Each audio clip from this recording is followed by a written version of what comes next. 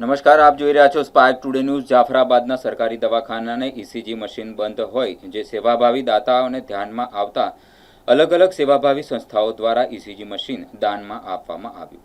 દાતાઓ દ્વારા મંત્રી પરસોત્તમભાઈ સોલંકીના જન્મદિવસને અનુલક્ષીને ઈસીજી મશીન સરકારી દવાખાનામાં દાન આપવામાં આવ્યું। જાફરાબાદ શહેર સહિત તાલુકાના દર્દીઓને સેવા મળી રહે તે હેતુથી મશીન આપવામાં આવ્યું છે। આજરોજ જાફરાબાદમાં ઈસીજી મશીન બંધ હતું।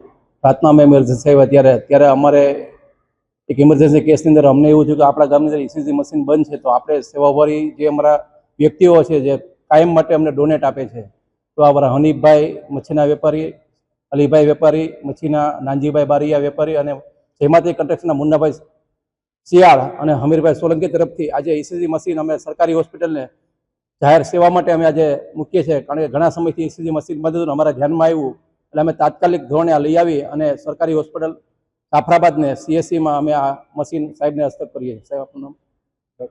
ડૉક્ટર હાર્દિક સાહેબને અમે આપીએ છીએ। એટલે આ જાફરાબાદની તાલુકાની પ્રજાને કોઈ પણ આવી જરૂરિયાત હોય ત્યારે અમે કોન્ટેક્ટ કરીને કોઈ પણ અમારાથી યથાશક્તિ જે જોતું હોય હોસ્પિટલમાં અમે આપશું। કારણ કે ગવર્મેન્ટમાં અત્યારે લેવા જાય તો પ્રોસેસ બહુ લાંબી થઈ જાય અને દર્દીઓ હેરાન થાય, એટલે અમારા એક સેવાના નાતે ને અમારા ગુજરાત રાજ્યના પરસોત્તમભાઈ સોલંકીનો આજે જન્મદિવસ છે, એને બી નિમિત્તે અમને એવું થયું કે આવું સારું કાર્ય કરીએ ને અમારા કેબિનેટ રાજ્ય કક્ષાના મંત્રી પરસોત્તમભાઈ સોલંકી ભગવાન લાંબુ આયુષ્ય આપે એવી અમે શુભેચ્છા